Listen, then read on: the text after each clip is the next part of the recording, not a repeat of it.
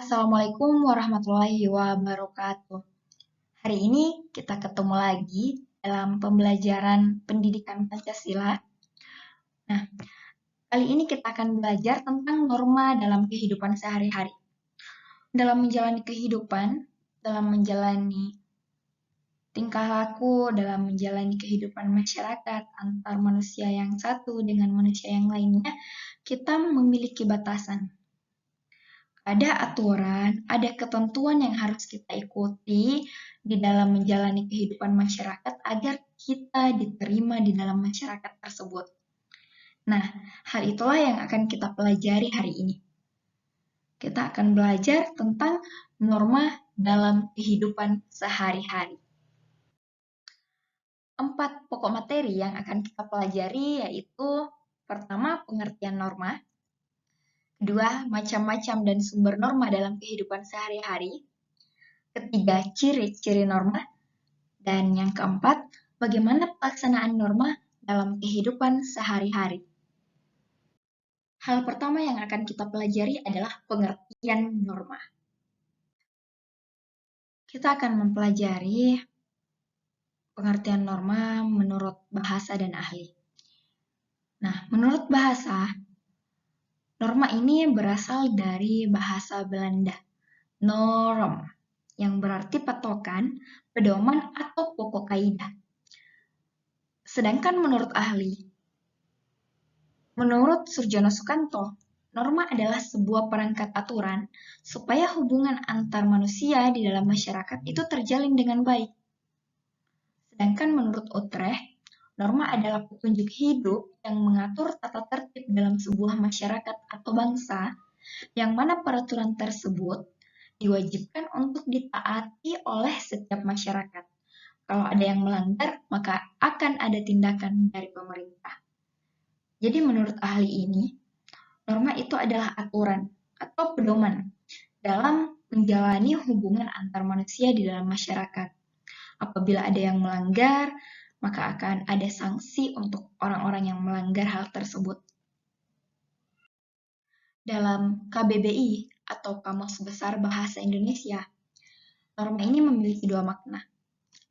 Pertama, ia sebagai aturan atau ketentuan yang mengikat warga kelompok dalam masyarakat, dipakai sebagai panduan, tatanan, dan pengendali tingkah laku yang sesuai dan berterima. Maksudnya adalah, aturan ini menjadi hal-hal yang menentukan apa yang dapat dilakukan oleh masyarakat.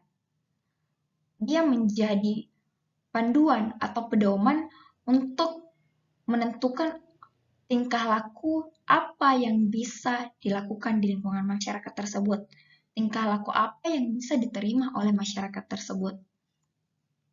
Kedua, dia sebagai aturan, ukuran atau kaidah yang dipakai sebagai tolok ukur untuk menilai atau memperbandingkan sesuatu.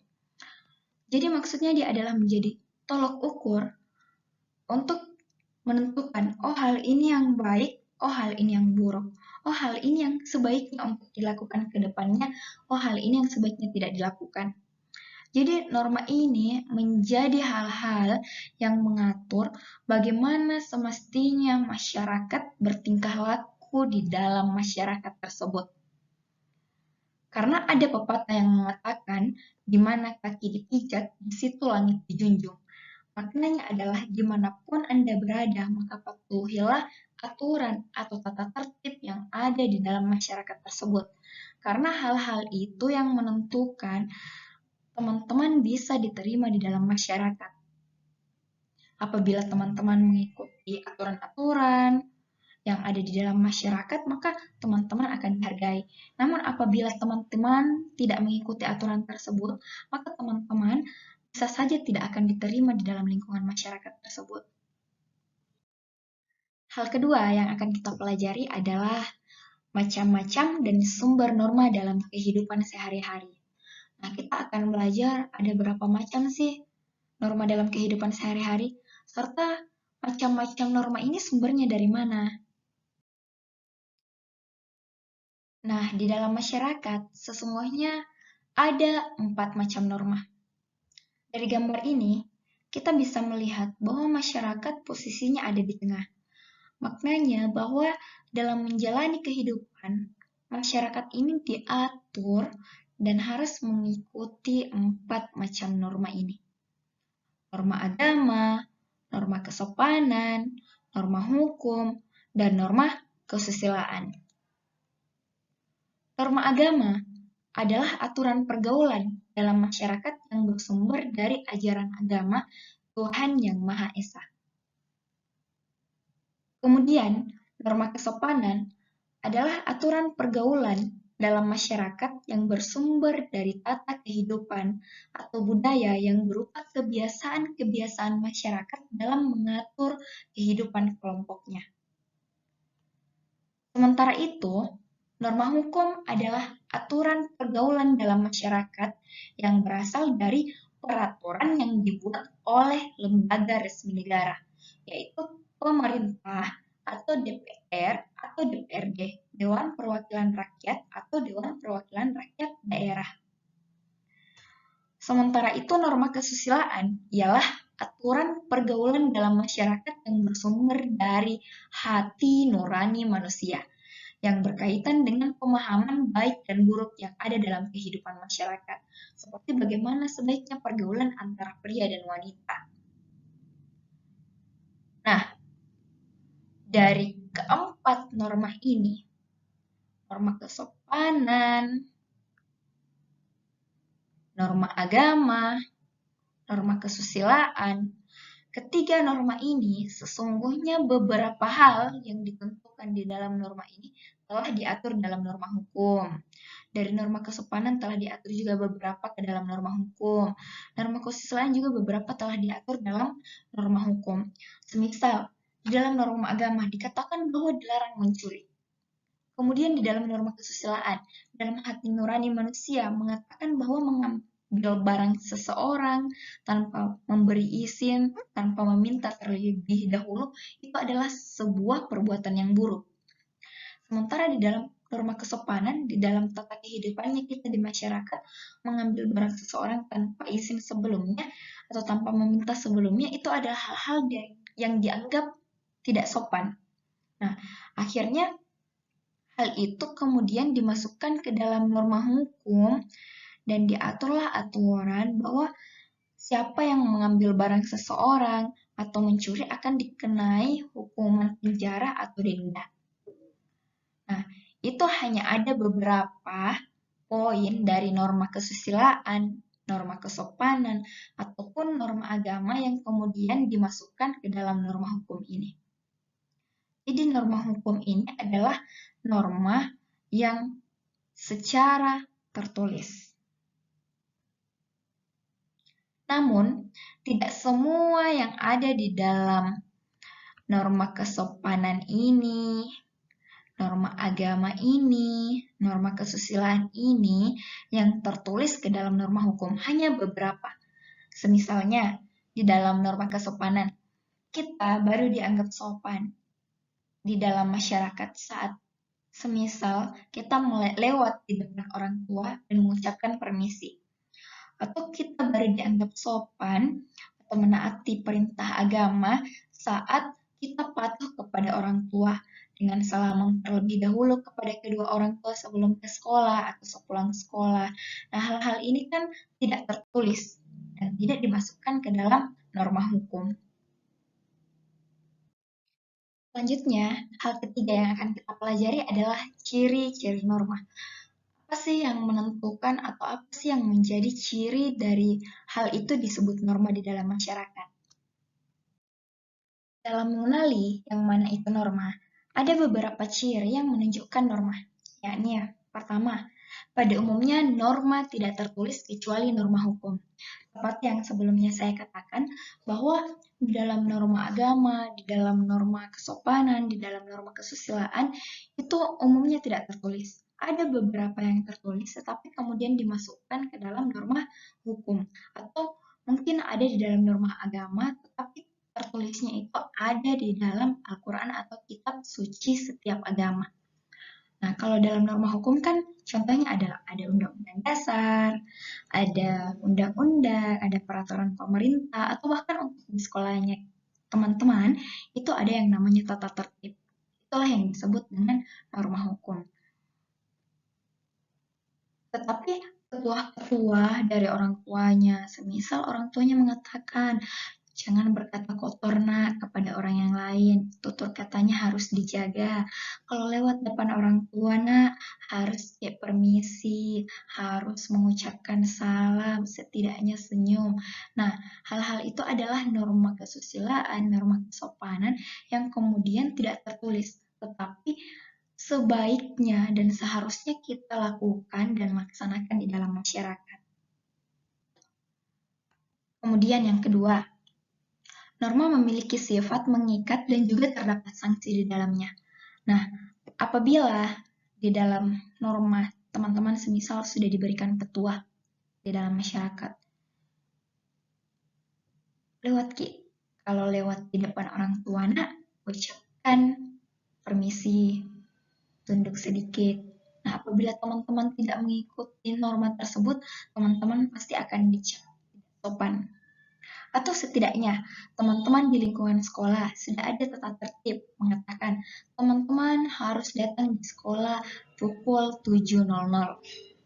Nah, apabila teman-teman terlambat datang, maka teman-teman akan diberikan sanksi atau hukuman. Setidaknya mungkin disuruh membaca Al-Quran, atau ditambah tugasnya, atau bahkan berdiri di bawah terik matahari. Lalu kemudian, ciri yang ketiga adalah norma merupakan kesepakatan bersama anggota masyarakat. Jadi norma ini adalah hal-hal yang disepakati dalam masyarakat. Misal, di dalam kelas ini, teman-teman memiliki kesepakatan bahwa siapapun yang membuang sampah sembarangan maka akan didenda 1.000. Nah, itu adalah norma yang disepakati di dalam masyarakat bahwa normanya adalah kita harus menjaga kebersihan. Itu bagian dari norma hukum untuk menjaga kebersihan sekolah serta norma kesusilaan dan norma kesopanan. Kemudian, ciri yang keempat, anggota masyarakat wajib menaati norma yang berlaku. Nah, seperti yang sebelumnya Ibu katakan, semisal di dalam sekolahnya sudah ada peraturan bahwa peserta didik atau siswa harus datang pukul 7.00. Nah, jadi teman-teman harus wajib menaati norma tersebut. Terlebih lagi pada saat teman-teman sebelum masuk sekolah sudah ada tata tertib yang ditandatangani bahwa bersedia menaati tata tertib yang ada di sekolahnya masing-masing. Kemudian yang kelima, yaitu anggota masyarakat yang melanggar norma dikenakan sanksi. Nah, seperti yang tadi Ibu katakan, bahwa apabila kalian semisal melanggar tata tertib, lambat datang di sekolah, maka akan dihukum. Kemudian yang keenam, norma ini dapat mengalami perubahan sesuai perkembangan masyarakat. Nah, semisal di sekolahnya kita yang kemudian waktu untuk masuknya berubah karena melihat kondisi cuaca semisal atau melihat kondisi peserta didik yang ternyata kebanyakan jarak rumahnya jauh, akhirnya diubah menjadi waktu keterlambatan siswa menjadi jam 7.30 yang sebelumnya dari 7.00. Tetapi hal ini dalam perubahan ini harus berdasarkan kesepakatan bersama anggota masyarakat atau setidaknya anggota masyarakat yang ada di sekolah tersebut. Nah, kemudian kita akan mempelajari tentang pelaksanaan norma dalam kehidupan sehari-hari. Nah, teman-teman, kira-kira coba perhatikan gambarnya. Gambar ini kira-kira menggambarkan apa ya? Ya, betul. Jadi gambar ini menggambarkan tentang keberagaman beragama. Atau maksudnya adalah kita sebaiknya saling menghormati dan saling menghargai perbedaan agama. Atau sebaiknya kita memupuk rasa toleransi beragama. Nah, kemudian teman-teman, untuk gambar yang kedua, coba diperhatikan, ini gambar apa? Ini adalah gambar seseorang yang sedang mengaji atau belajar bersama membaca Al-Quran. Nah, hal ini adalah contoh pelaksanaan dari norma agama. Jadi dalam norma agama itu, dia adalah mengajarkan bagaimana kita bisa melaksanakan ibadah. Kita bisa melakukan perintah untuk berbuat kebaikan, serta kita menjauhi segala larangan yang ada di dalam agama. Nah, semisal teman-teman melaksanakan ibadah, teman-teman rajin sholat, rutin mengaji, dan sebagainya. Kemudian teman-teman melakukan perintah untuk berbuat kebaikan, semisal teman-teman menolong sesama, bersedekah, kemudian teman-teman menjauhi larangan agama, semisal teman-teman tidak lagi bertutur kata yang tidak sopan kepada orang tua, tidak mencuri, tidak bergaul bebas.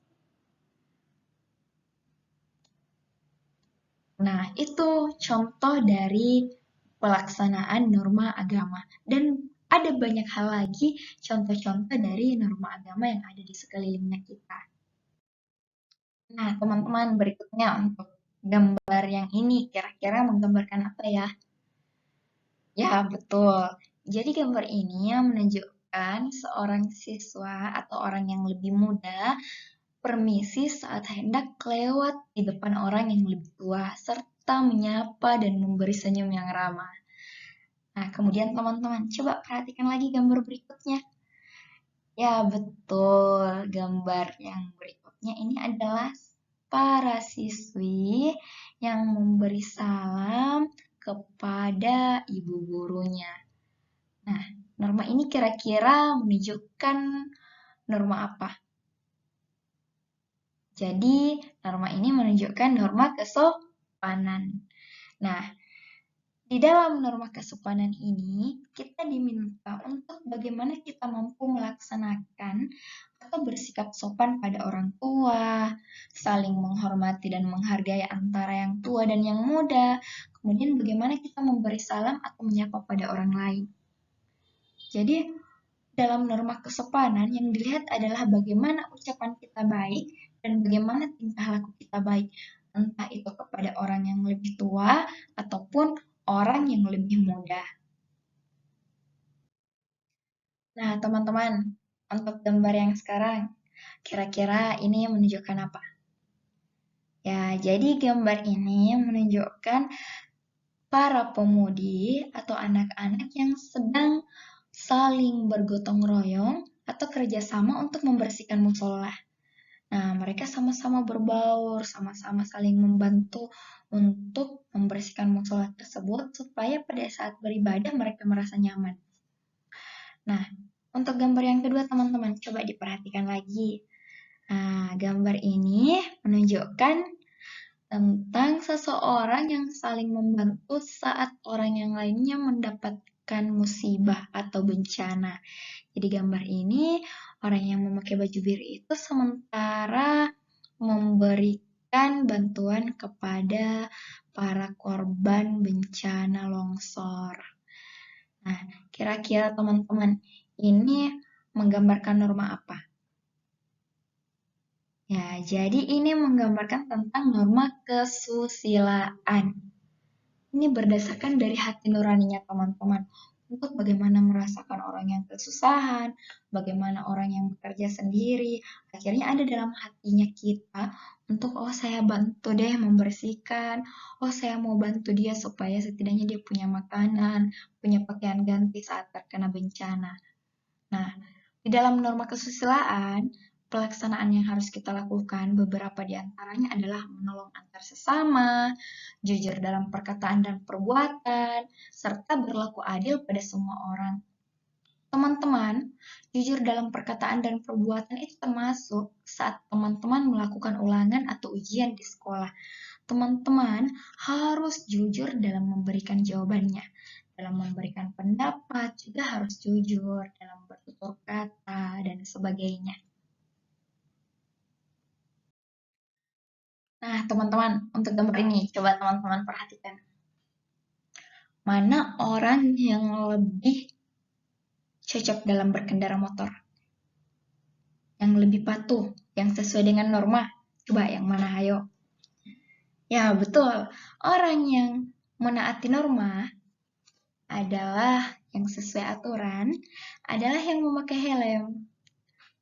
Sementara orang yang tidak memakai helm ini adalah orang yang melanggar norma.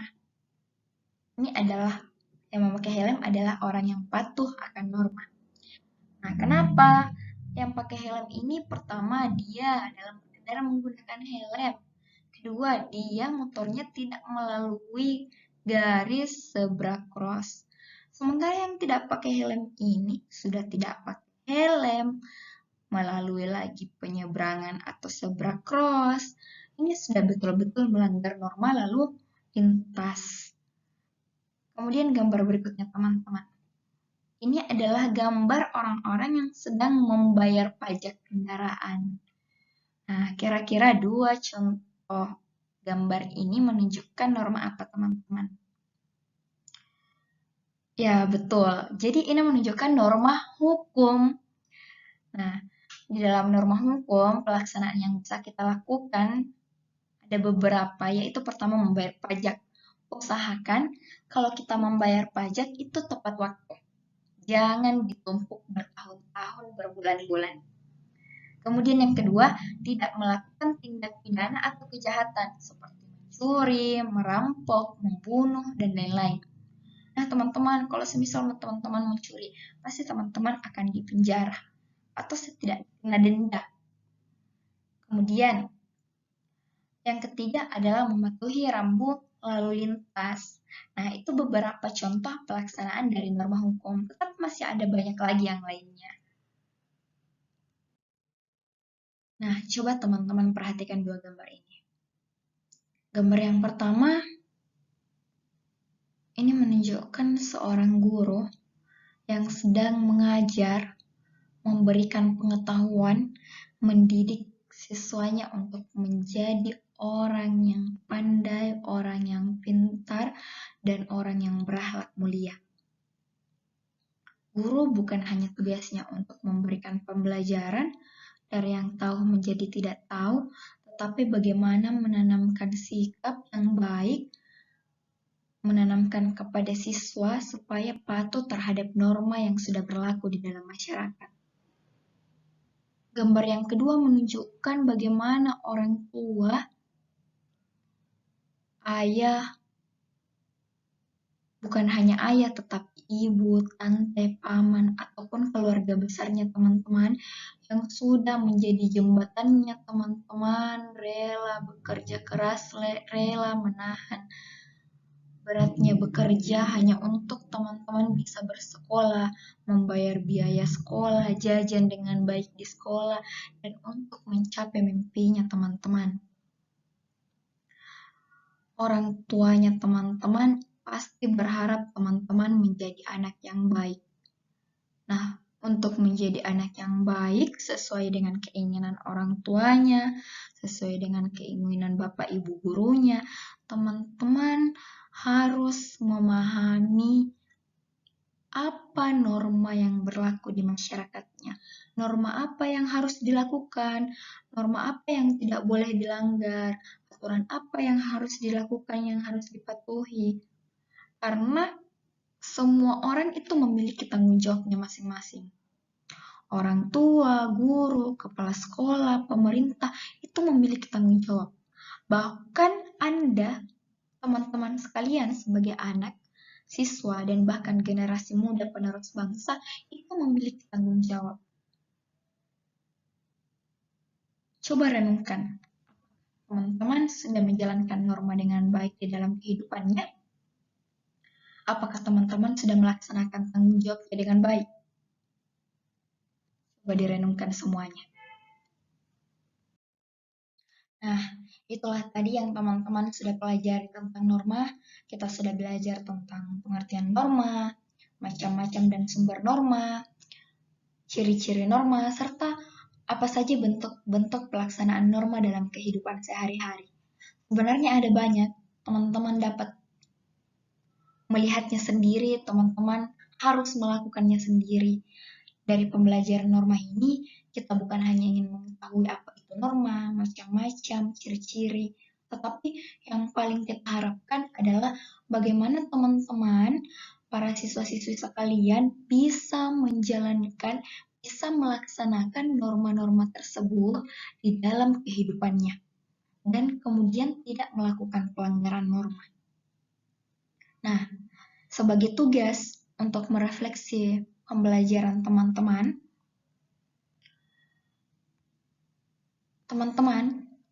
silahkan amati lingkungan sekitar teman-teman dan cari contoh pelanggaran norma yang terjadi di sekitarnya. Kemudian ceritakan dalam bentuk cerpen, tulis di buku tulisnya, serta analisis solusi apa yang perlu dilakukan untuk memberantas dan mencegah perilaku tersebut. Semisal tadi sudah ada contoh pelanggaran lalu lintas, tidak memakai helm dan melewati zebra cross. Coba diceritakan sesuai cerpen, semisal kejadiannya kapan, apa yang terjadi, siapa yang berperan di dalam kejadian itu. Kemudian berikan solusi. Apa solusinya? Sehingga orang tidak lagi melanggar rambu lalu lintas misalnya. Tetapi cerita yang teman-teman ceritakan dalam bentuk cerpen ini sesuaikan dengan pengalamannya teman-teman. Boleh ceritanya dari apa yang teman-teman alami sendiri atau apa yang teman-teman lihat di lingkungan sekitarnya. Tapi kalau boleh jangan mengambil lagi tentang pelanggaran lalu lintas ya. Nah, baik, silahkan mengerjakan tugasnya. Sekian pertemuan kita pada kali ini, sekian pembelajarannya kita. Semoga apa yang kita pelajari hari ini bisa teman-teman terapkan dalam kehidupan sehari-hari, bisa teman-teman lebih tingkatkan lagi perilakunya di dalam masyarakat, dan semangat teman-teman untuk terus belajar. Terima kasih. Wassalamualaikum warahmatullahi wabarakatuh.